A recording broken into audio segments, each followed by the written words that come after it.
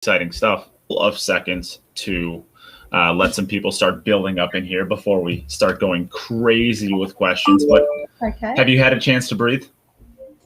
A little bit. I'm going to go see my parents tonight and just have like a little chill out just with them, just to chill, relax a little bit if we can. So just a tiny little bit of reality before before the sinkhole of Matchroom events all the time starts back up again. Mental. Well, we do it to ourselves, so I've got no one to blame but us. So I won't sit here and complain about it, but it's obviously fantastic. So I don't think we've ever had a pool tournament sort of back to back like that we have done with the World Cup, the World Pool Masters and the World Pool Championship. So it's definitely good for the sport because everyone's still talking about it. The players are in stroke.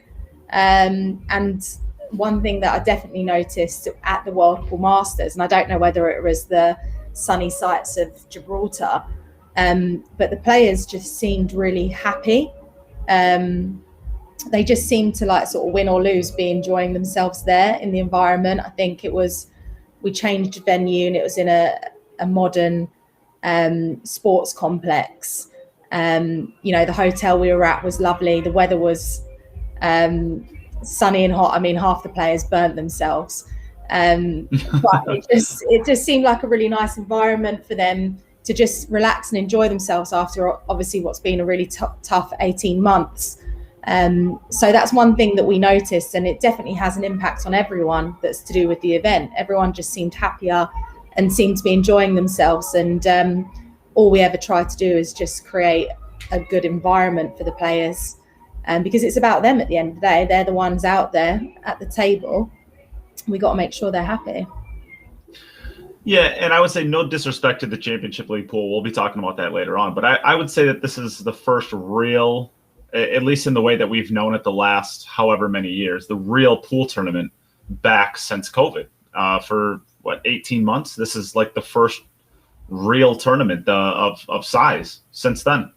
Yeah, we had Championship League pool, the World Cup, which obviously was behind closed doors, but the World Pool Masters, even, I think at one point we even had like 10 people in there, and then we went up to like 140, and it was just such a great atmosphere to have fans in there.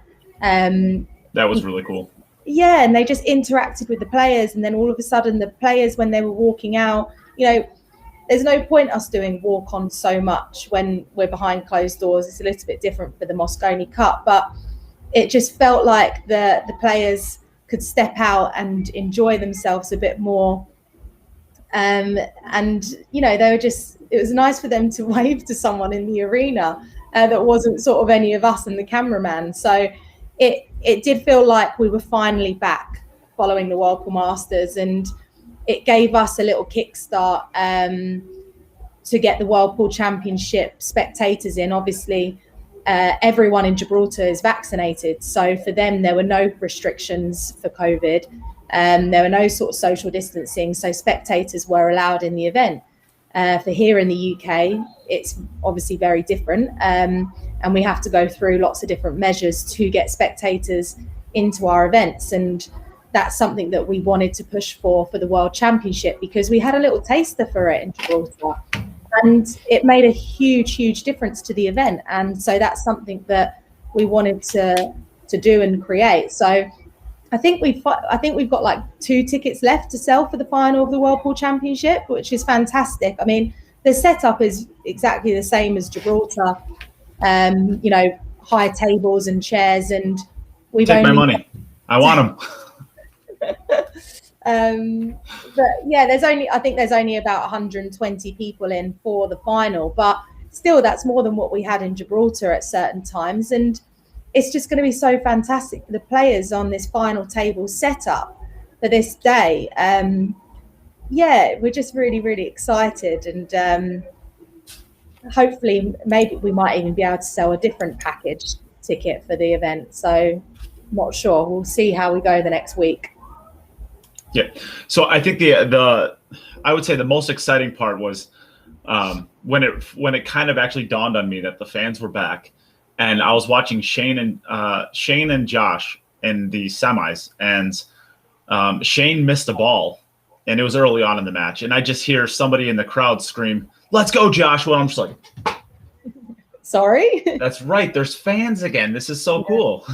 Yeah, and even Shane said to me, when he lost in the final, and he had a great start to that semi-final. It was a fantastic match to watch. Oh, that was such a good match. If you have not seen that match, get over to YouTube and watch it. Yeah, so we've got all of the highlights showing on our Matchroom Pool YouTube channel, which has been a really great addition to obviously our YouTube subscription holders. It's just so they obviously can catch the highlights of our events. So that's been a real good addition. But Shane turned around to me after the trophy presentation, and I said, you had a great start to that semi-final, and he just said, Emily, so much pressure. He said it to me, he said he loved the tighter pockets, and he totally agrees that for a Masters event, that's how it should be, and that for Matchroom events, that's what it should be. But he said there's too much pressure. He said fans, pockets, the tournament. He didn't participate at Championship League and the World Cup. So even though he's been practicing at home and, he's been doing those practices, he hasn't been in the Matchroom arena for a very long time, since the Moscone Cup, and, Team USA kind of gave up halfway through. So when you think about it, I don't know if they made it to halfway. Yeah, maybe a quarter. He hasn't been in that pressured environment, and he really, really felt it. So I'm pleased that he got as far as he did, and he was a runner-up, because I think that's going to really set him up for the World Pool Championship coming up. Because it was a shame to see him lose out at the World Pool Championship, the last one, because I was obviously there in Qatar. And it was a shame to not see him go as deep. But I think runner-up after the Masters, I think he's going to have a really impressive championship. Yeah, and we see that a lot. And Jenny Ann asks the question, so we can actually get this one out there, and kind of builds into what I was going to say. Do you think that having the back-to-back matches like that, do you think that I've seen this a lot, where if you have such a grinder of a match with Shane and Josh, it really, really was. Do you think that that could have played a little bit of a role in that, and Shane not coming out as fiery in the finals, you think? Well, potentially, but also we get it in other sports as well. When we've done our World Ping Pong Championship, we've always had the second semi-finalist has always been at a disadvantage going into the final, because they've just come off of a really tight, brutal match, and now they've got to put everything into a final, and they only get a 15-minute break. Previous years at the Masters, we haven't done a 15-minute break. It's been a quicker turnaround. But I think his semi-final was so tough that it did take a lot of it out of him. But then again, on the other side, you've got events like the US Open, events like the World Pool Championship, which are double elimination. And you're seeing race to 11s where they're going to have to come out, play this match and get back on the table. And it's a long, tough day for them, especially that US Open event. So I understand that coming out of the semi-final, going into the final, it might have played its toll on Shane, but what we've got to do is to keep putting players into this environment and getting them used to it, but also trying to find a balance and see what we can achieve. But again, at the end of the day, we're live TV. As much as I'd love to give Shane the whole evening off and, a 4-hour break, that's not realistic in what we're doing. So we always have to try and find a balance. But it's something that we'll always keep an eye on. Yeah. So I think that's you had kind of touched on this a little bit earlier, but I wanted to kind of dive maybe a little bit deeper into this. This was the first time, or at least for a little while, that you've had this type of equipment on the World Pool Masters, or really any of the Matchroom events. Is this going to be a staple going forward on all events? Because I think it would be a bad idea from an American fan for the Moscone Cup. Please don't do it for the Moscone Cup. Shane did say that to me. He was like, I love the tight pockets, but please don't do it for the Moscone. Yes, please don't. I think even when I first come on to Matchroom and I first did like my first pool tournament, I didn't even know what impact pockets had on the, obviously I had no idea about pool, but you're slowly sort of learning, and making the pockets tighter for this year for this Masters event was one of the best decisions we've ever done, because it made a Masters event, and it produced, the strongest winner, and it produced really dramatic matches. It really made it sort of a tough tournament, which is what it should be. We should obviously treat our events, as to how they are individually. The Moscone Cup is something slightly different, but one thing we're trying to do at Matchroom Pool is we're trying to keep all of our events streamlined and consistent. So when players turn up, they know what the rules are, and they kind of know what the script is. So in an ideal world, I'd love to be able to have the same pocket sizes for all our events, because our events should be the toughest, and our events should produce the best winner, and our events should be the top quality. But on the other hand, we need to be realistic about easing players in, and not sort of running before we can walk. So changing the pockets to tighter for the Masters was the first step. And we're just going to take it as it comes, and see what we can sort of do for the rest of them. Yeah. So I think I think it's a good idea. Let's go back for a little while to the Championship League pool, because of course that was the first event that this was, I guess, the inaugural one. We have Joshua Filler as Albin Ocean as the inaugural winner, which was a little bit of a surprise, maybe, with how he played he barely even qualified for the finals. But I guess, taking a step away from that event, how did you think it went? Is this something we're going to see more of in the future? Look, I think it was a fantastic event, and I've said it before. We obviously have a great concept in Championship League, where we've produced our snooker event, and we now do 2 a year, so we've proven that the format works really well in Q Sport. So we've always wanted to do Championship League pool, but it was hard to find the right time to do it. It was hard to find the budget to be able to do it.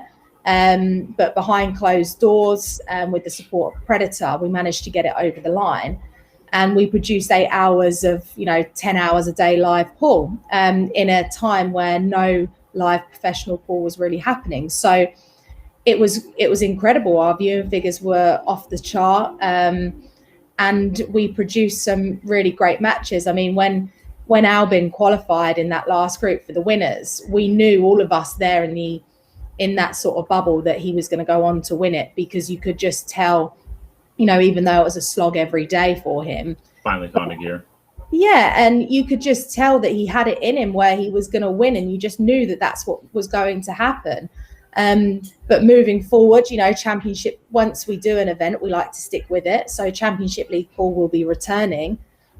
So we just need to find another place for it in the calendar, and whether it'd be great to be able to start with 7 players off of our world rankings, who, because they're the top 7, they get to choose what group they go into, which is kind of what we do on the snooker.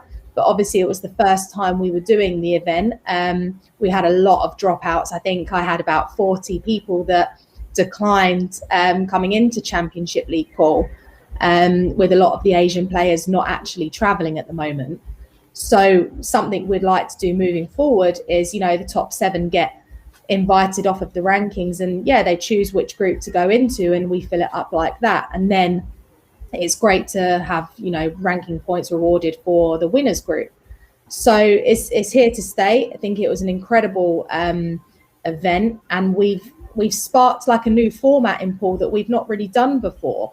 It gave people a following each day, to see what new players were coming in, and they could figure out, where players were in the table. And it was exciting. It was different. And that's what we're aiming to do at Matchroom Pool, to just introduce these new quirky events, and obviously just expand it. All right, so now the complaining starts. I thought the Championship League pool was terrible because I didn't get anything done for 8 days. My productivity went straight to the tank. I don't think I did one productive thing in my life for 8 straight days because all I was doing was watching pool. It was awful. What did you find was most exciting about it? Because you had something to follow each day. I couldn't take my eyes off it. It was fantastic. Those race to fives, they're so short, they're so exciting. Everything. I mean, I was hoping that by the end of it, like the last maybe 2 matches they would be completely irrelevant because the last 2 matches were, it didn't have anything to do with who was going to make the qualifiers or who was going to be, going home. I was just hoping that it was like between a 2nd and 3rd place and there was nothing changing, so I could finally take a little bit of a rest away and try to get something done. It was so exciting, I couldn't take my eyes off. It really. I mean, call me a suck up, but the Championship League pool was awesome. It was really great. It was doing race to 5 and giving.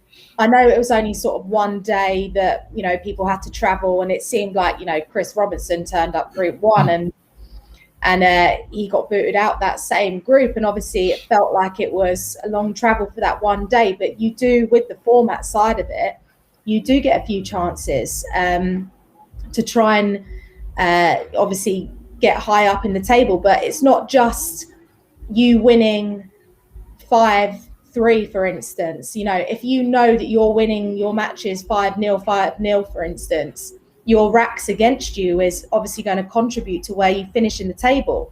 So there's so much more thinking behind it. And we were finding some players had absolutely no idea when they were out there playing whether they had just knocked out a player or they just got through to the next group.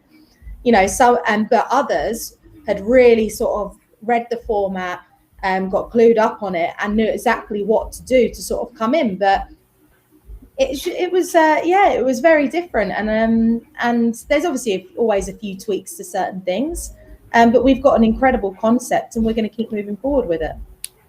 Yep, I agree. So let's talk about so the first 2 days. If there was any complaints walking away from it, the first 2 days were just way too long. Right. And instead of, just kind of riding it out, you guys decided to learn on the fly and you adapted the shot clock, which I want to say it trimmed off about 2.5 hours off of the day 3, which I think shows the ability to learn and adjust and to grow as you're doing these events. Yeah. Did you want to talk a little about that? Well, we were going to do a shot clock. We always want a shot clock in our events. And the only reason why we didn't do it to start off with was purely because of money. Whenever we do a shot clock, we like to do it how we usually do it at the event, incorporated into our production. And unfortunately, with the live stream, it was just something that we didn't have the budget to do. So that is why we removed the shot clock for the event. Then we also had a backup plan if it did overrun, to incorporate the shot clock with just 2 people sat there with stopwatches. But obviously that's not how we like to do things. That was only a backup plan. And then we also we basically looked into a new company for our graphic system. There's always been the same company we've always used here in the UK, and like any other business, we like to explore different options, and we didn't have one for Championship League due to budgets. And then we looked at a different company for the World Cup of Pool. We learned from that mistake. We shouldn't have used the new company for the World Cup. And fortunately, the World Pool Masters, we brought back our old company and we didn't have any shot clock problems. So I don't think I have it in me to talk any more about the shot clock other than the fact that we've learned our lesson. We always need to deliver the best. And we know that our events are better and stronger with a shot clock, and that's how we will continue. So that's all you're putting out into the shot clock. Yeah, I think it's the best way to enjoy the game as well, right? Because it keeps things very fast paced, and I think that's exciting for whether you're a diehard pool fan or whether you've never watched a match of pool in your life. To keep things moving, to keep the match progressing, I think it's the best way to view the matches. Personally, we had a chat about it as well coming up to the World Pool Championship. That event and the US Open was set at 40-second shot clock, but how Championship League pool went, we don't really see the difference in a 30-second or a 40-second. The differences are just too similar when it comes to it, and we'd like to again to touch base on the consistency of Matchroom pool events. So all our events moving forward will have a 30-second shot clock moving on, just to keep it consistent. Players know what to expect when they turn up at Matchroom event. And it's the best way to move forward to commercialize and to expand the sport. Yep, I agree. So let's talk a little bit now about the upcoming event, of course, because we are going to be having the World 9-Ball starting up very soon. Are you ready yet, or you just want a little bit? You got to just want a little bit of a break at this point, I assume. No, look, I think it's been fantastic that we've been producing back-to-back pool events, like I touched base on earlier. I think the players are enjoying it, the fans are enjoying it, and it's definitely something that we want to move forward with, that we go from tournament to tournament, we keep people talking, we keep the sport running, we keep pool on TV. So as much as we'd all love a break, we can have a break after the World Pool Championship and we can all take a holiday at that point. But our priority right now is the World Championship, which is the biggest event in the sport. All of the 8-ball, 9-ball, 10-ball, this World Pool Championship is the biggest event in pool. It's across everywhere in the world, every broadcaster, because again, it's the Worlds. It's going to be set up quite differently. It's going to look quite cool. It's not going to be, if it was, we didn't have COVID and things like that, obviously it would be great to have spectators from day one, and to have sort of a different atmosphere. But we're in the environment that we're in, and we're working to what we've got. And we don't have the 128 field that we would ideally want from the start, but we do have 128 players who are all going to produce some phenomenal matches. And I just think this day one, June the 6th, is when Fedor, the reigning champion, walks out amongst the 16 tables live on TV. He's going to literally have goosebumps all down his body, and it's just going to make the hairs on the back of the neck stand up of every player in that arena. And that's what we should be doing for the World Championship. So as far as we're all concerned, let's just have a little break this weekend. We already had a big production meeting on Thursday when we landed from Gibraltar. We've got our teams are all over it. We're making sure we got enough people on site. But it's a multi-table event for us, which we're not used to doing. The last one that we did was the US Open, 33 tables in 2019. The first time we've ever done a big multi-table event. Lots of challenges, but we've sort of experienced that, and we're sort of 2 years on. We're now going to be doing 16 tables. So we're just going to run with it, see what we can do. And all we can do is just to keep trying and keep working hard, and hopefully we'll deliver. So I think I have to assume that you're probably going to have one featured table. Are we going to have the ability to get cameras on other tables just for in between racks while it's racking or anything like that? Or is it still just going to be the one main production table, and that's the commentators giving some voiceover to, updates on the side tables? We'll have our main TV table as normal, because obviously we have to ensure that we deliver a top quality package to all of our broadcasters. But at the same time, we still want to feature the other 15 tables that are happening. It is year one of the event, and so we're not able to feature every one of those 15 tables throughout the broadcasters was want to. However, we will have various roving reporters and other cameras set up in the rest of the arena, so people can see obviously what's happening and what's going on. So when you tune in, it's not going to look like we're just a one table event. When you tune in, you're going to see that there's 16 tables in this MK arena. It's definitely going to be very different. But again, it's the first year that we're doing it. We can't use all or show every table that we've got. But we do have obviously our live scoring system. So whether you've got your tablet, your laptop, or your phone set up on Sky Go with Sky Sports or the DAZN platform, or even Matchroom Live, you can watch it on there. But then you can also have the overall Q Score app to see what the scores are on all of the other tables. So we'll be giving enough information out as we can. Yep, that's awesome. So Jim Telfer asks, and the only reason I ask this is because I see Claire Watts is out here watching as well. I'm pretty sure she's going to be a referee for this event. Is there going to be a dedicated referee at each table? Not at each table. We're adopting the same style we did at the US Open. So we will have our top referees that will be overseeing areas of the whole tournament. And we will also be having a score controller and a shot clock operator at each table. However, we feel that we have more senior referees that will be overseeing a lot of the tables. So we feel that the players will probably be able to speak to more senior referees during matches if there are any problems. So I think we're in a much better position than we were at the US Open. Again, ideally, we'd like to have a referee at every table, but there's a reason why, no pool events are doing that right now. There aren't enough referees to be doing that. So we're doing it the way that we think will work best with what we've got. Gotcha. All right. So why don't you give the time frame for this event? And of course, if you live under a rock and you still don't know how to find a Matchroom event, how they can go about finding where they can watch this from. Just go to matchroompool.com and literally everything is in there. It will have live scores. It will show you exactly what country you're in and what broadcaster you can watch it on. It will show you what the draw bracket is when that's live. It will show you where you can buy tickets if there's tickets available. Matchroompool.com has all of our 6 events on. The world rankings on there as well. So that is the one place where you're going to get everything.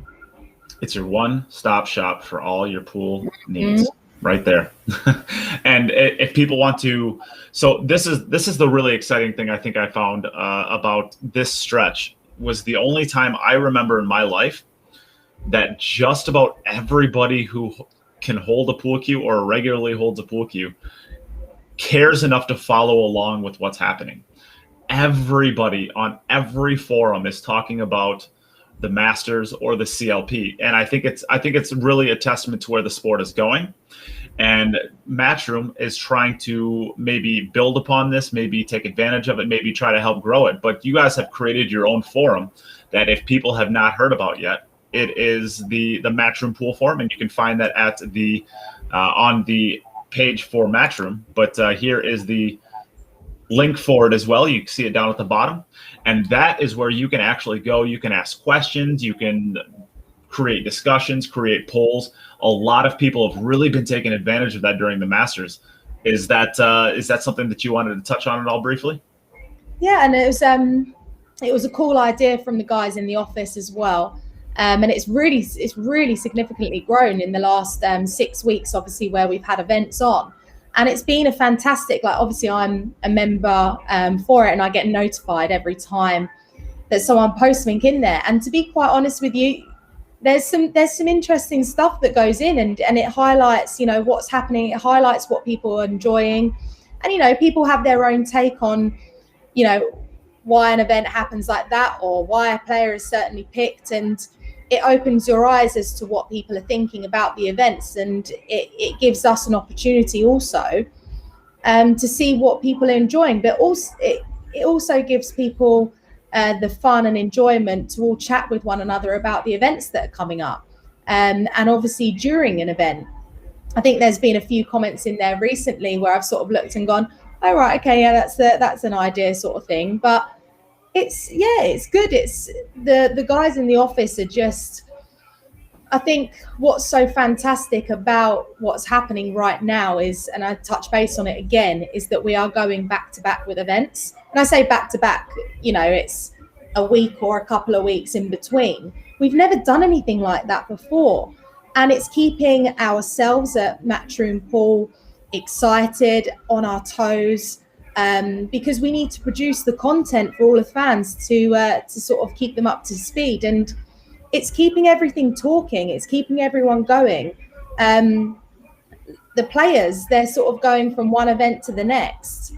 and we're really enjoying it. And I think it's definitely something that moving forward, this is what we're going to sort of adopt. And beautifully, we've sort of come across this calendar, which we said, right, the only reason we did these back to back was to try and keep the international players here in the UK, because we wanted to ensure that we had a full international field for all of our events.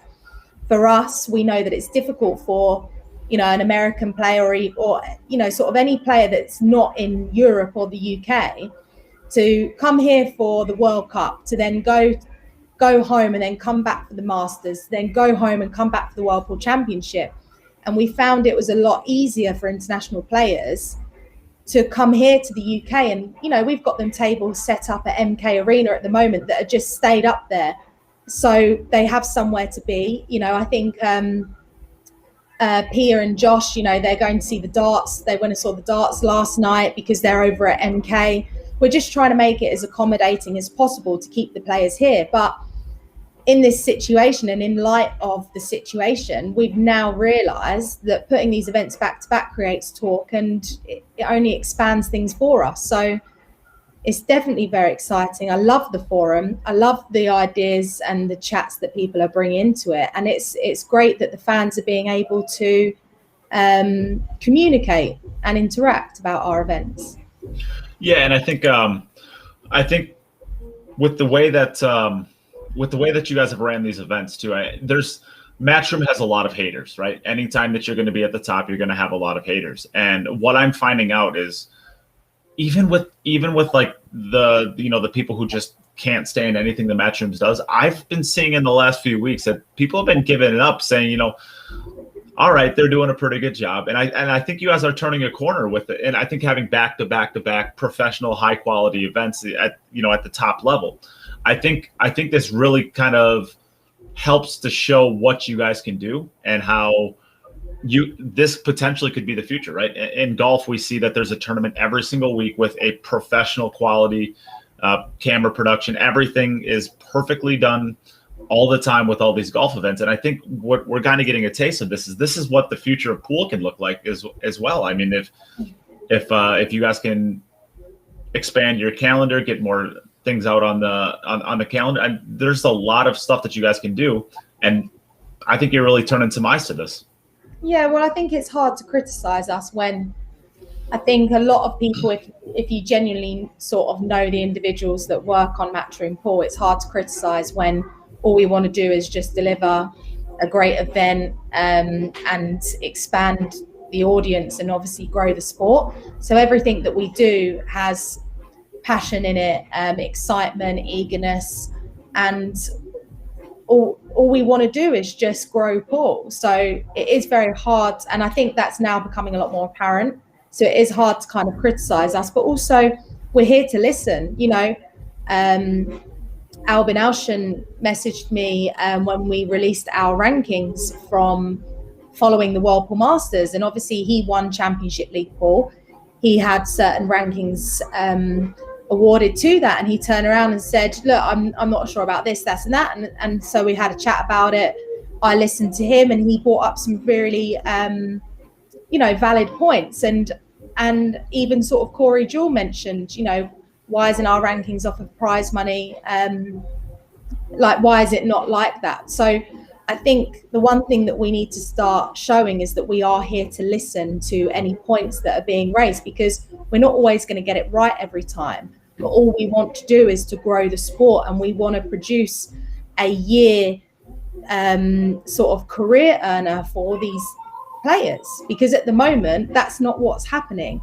There's not enough money in the sport, and I just explained it to you then, to even get Championship League pool over the line was so difficult because of budget. We cut the shot clock because of budget. There isn't money in the sport, so all we've got to keep trying to do is to expand it, to work on it, and stage these events back to back, increase our viewing figures. Then we can talk about proper sponsorship companies and getting them on board. But right now, well, in the last 2 years, we weren't producing those kind of figures.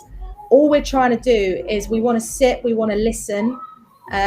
We want to listen to the players when they've got certain ideas that they'll bring to the table. Obviously, there's a reason why we do things, because not everyone understands the different sort of components in order to make these events how we sort of do them live on TV. So there's a lot of different factors that contribute to getting these events live on TV.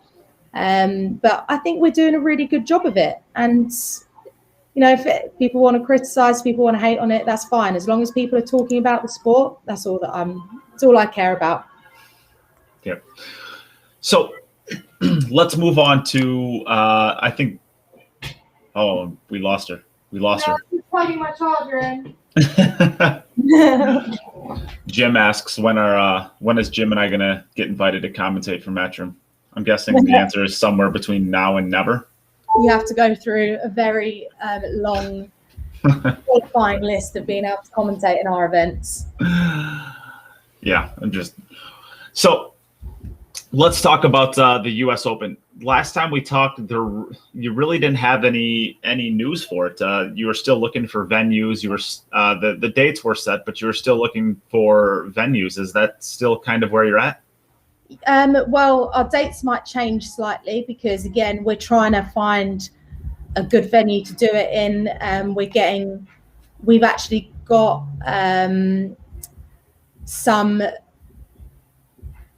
we've got some offers from different sort of casinos and hotels in various states in America, and we're just trying to find the right dates, find the right venue, and we're still working on it. So that's the only reason why we haven't heard any news. Like with anything we do, as soon as we've got news on it, we announce it. So you just got to sit tight, be patient. We're trying to get the US Open done. We're trying to get it done this year. And we're working as hard as we can to do it. But obviously, got a World Pool Championship coming up next week, so we're on the case, and we'll get information out as soon as we've got it. So it sounds like it's not going to be in Vegas again. I don't know, to be honest. Could be in Vegas, could be in Atlantic City, could be in Texas. There's a lot of different options right now. So all I can really say to you is that when we've got it, we'll let everyone know. Gotcha. So then Moscone Cup, when are we going to be able to get our tickets? I want to say that after the World Pool Championship, we'll be in a position to get our tickets on sale and to announce the venue. But we might be doing a slight date change as well. Again, like I touched base on, there's a lot of factors to live events with different broadcasters that we have. So sometimes you might have to change the dates. Again, that's why we don't put things on sale until we're ready. So as soon as we're sorted, the information will be out. Gotcha. Well, that pretty much clears up most of the questions that I had for you. What do we get to look forward to in the future with Matchroom? I know that we had a Championship League pool introduced this year. Is there anything that you guys have on your radar, maybe that you guys are trying to acquire, maybe something new that you're looking at incorporating?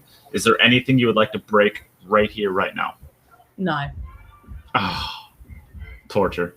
Look, we're always looking to expand. We're always looking to do more things, but I'm not telling all my secrets. So we've got a lot to work on. All I can keep doing is thanking all the fans for always tuning in, to signing up to DAZN, Sky Sports, Matchroom Live, and believing in the fact that. And so then the very last question that I have for you, and I'm not sure if you're even interested in answering this, but so when you guys really started doing, how do I wait this? You guys have been doing a lot of innovating and a lot of growing of the industry in the last, let's say, 4 to 5 years. Is there any sort of viewership numbers that you're willing to make public? Any sort of growth that you're looking? So we started at this, and now we're up 33% in viewership from that. Is there anything like that you would talk about as far as the growth of the industry, so that everybody that's out there that's watching actually knows that what you guys are doing is really making a difference, and we're getting to a point where we can start actually looking at becoming relevant as a sport again?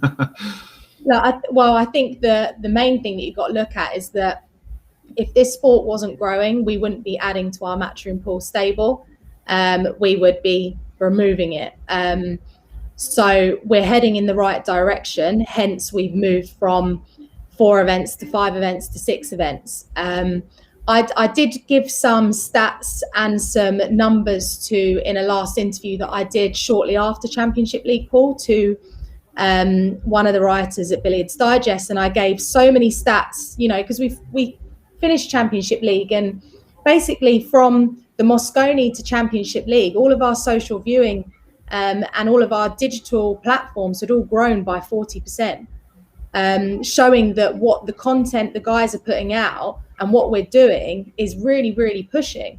The viewing figures are increasing. 100, they certainly are. And I gave all of these stats to the guys who called me and interviewed. So I was hoping that would be published somewhere, because it's no secret. We're quite happy to share all of this stuff. I mean, I don't have anything on here, but every event we do, every Matchroom pool event we do, our aim is that we have to always push past the last viewing figures that we did for the event the year before. If we don't do it, then we have failed as a company and we have failed as a business. So our aim to all the individuals that work in Matchroom pool and Matchroom multisport is we have to always surpass our viewing figures on TV as well as social. And we never fail. We always surpass those. And I'm more than happy to, we can sort of publish things like that. Like I said, it's not a secret. We are heading in the right direction. So that is always our aim. And it's always been the aim with the Spectators at the Moscone Cup as well. We never sit in the same arena, and we never take one step back when it comes to capacities. Obviously, we're a bit of a halt at the moment because we haven't had spectators because of COVID. But we must keep driving the viewing figures. The more enjoyable we make our events, i.e. tighter pockets at the World Pool Masters, it's more exciting, it's more dramatic for a casual sports fan to tune into. Again, we won't forget about our hardcore, incredible fans that we already have for the sport. But that's why it's so important that we don't clash events, that we're keeping the fans going to sort of one event a week that, it's not clashing with any other pool events. Let's keep driving our viewing figures. We are 100% heading in the right direction, but we're not there yet. We are definitely not there yet. We have to keep trying. We have to keep doing what we're doing. And in the next couple of years, people might see something that they've never seen with pool before. We're determined to do that, and we're passionate to do it. We just need the support from the players and the fans to keep pushing us in sort of that direction. Yeah, I think you touched on something really interesting right there, because pool is one of the few sports, I would say, in the world that there are, if you look across the industry, there's almost thousands of different small promoters, and there's a handful of bigger promoters. But the idea of coordinating that many people to get the clashing that you said down, it's really, really, really difficult to do. But I would say that's why Matchroom posts their stuff well in advance. You guys are posting your stuff about a year in advance as far as dates. Is there anything that you can think of in your mind that could potentially start cutting down on some of these clashing with these events? I think it's just people just waking up and realizing that this is a bigger picture to, they have to actually look at these events and think, well, this isn't going to benefit you or me in clashing with a big event. It always used to be such a secret as to when our dates were, when the venue is. We're not about that. The way that we would like to go is we want to publish a Matchroom pool calendar. We want to say to the players, this is when you're playing. This is when you've got to train up for the big events. And also it's a note to the fans. This is where you can come and watch the events. And obviously a bit different. We don't have spectators for this stuff at the moment. But also to the other promoters, this is when the big majors are happening in your sport, in our sport. So why clash with the World Pool Championship? It doesn't benefit anyone. It doesn't benefit the players. It doesn't benefit the fans. It doesn't benefit the promoters. Let's all work together. We want, as far as we're concerned, I want these other events and these other promoters to get bigger. because the bigger they are, the bigger we are. So I'm more than happy to work with everyone, but we need to just be sensible and think, oh, it's not a case of, well, you're not going to lose viewership from the Matchroom events. Well, we are. We're asking a fan to tune into and to pay for 2 different events at the same time. Any person can realize that that's not good for the sport. I understand that there's going to be clashes at sometimes. I mean, we've done it before, but we've recognized that it doesn't help our sport. And so it's something that we're really trying to improve on. Hence our calendars are coming out so early. So everyone get on board and work with us. It's very frustrating when we're trying to do so much and to build the sport when everyone else isn't really getting on board. Stop leaving it to us to just do it.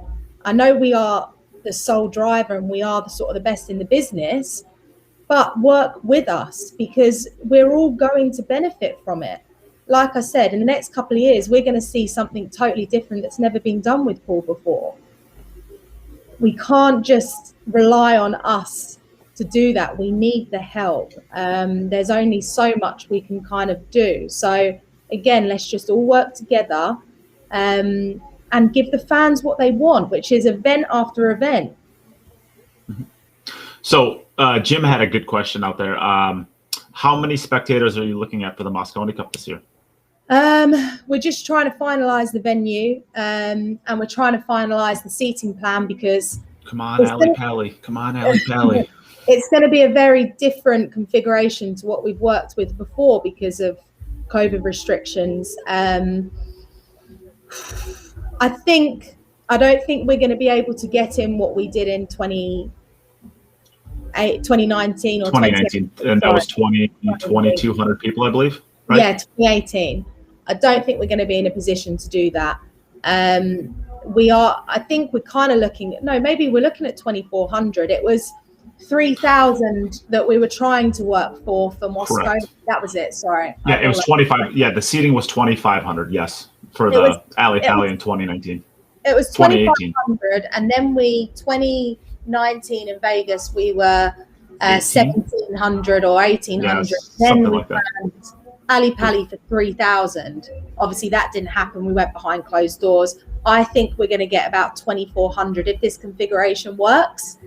We'll get 2,400 in there. So as soon as we can get confirmation on that, we'll get the venue, we'll get the dates, and we'll get everyone some plans so they can actually see what they're buying a ticket for. What we don't want to do is release seats. The reason why there's a delay is don't want to put tickets on sale and people don't know what they're buying, and then they get to the event, they complain about where they're sitting. What we want to do is we want to show everyone where you're actually sitting, what your viewing is going to be. So everyone has a clearer and better idea of what they're buying a ticket for. So that's why it's taking some time. So just be patient. We'll get it out as soon as possible. Between Jim and I, we're gonna be we're gonna find a little section of the crowd that we can go right next to each other with the queued up crowd and Jim's crowd, and between the two of us, we're gonna have 55 tickets booked right now. So who wants to jump in on that? That'll be fun. Great. All right. So and then the last question I have for you is you have to give us your prediction for the World 9 Ball. Who's going to be in the finals and who's going to win? Nate, the event is actually called the World Pool Championship, but I'll forgive you this for time. Okay. Remember 9 balls. We remove 9 ball from all our events. The whole thing is that we globalize pool. No matter what discipline, we globalize pool. I don't know. I think it's going to be tough out there, and you've got someone like Alex Kazakis. I actually think someone like Alex Kazakis is now going to come on for a really good run of events. It's such a shame that we don't have an event every month because he could probably clean up. I think he's in a strong position. Look, I think it can go to anyone, to be totally honest with you. There's a different field of players out there. There's going to be a different level of pressure out there for that final, for the semis and the final. Whoever does win it, I will get the bottle of champagne and open it for them because it will be a tough grind and it will be very well deserved. So I couldn't even tell you who's going to win it. Under the toughest conditions too. That Matchroom stream table. Oof. That's where the champions become champions. Exactly. Yeah. All right. Well, with that, I can let you get to your parents and let you have a little bit of a breather before you have to go right back to the grind. All right. Well, thank you very much. I really appreciate it. Yep. Thank you for all the work that you're doing for this industry. And until next time, thank you, everybody, for tuning in. Thanks, Nate. Appreciate it. Yep.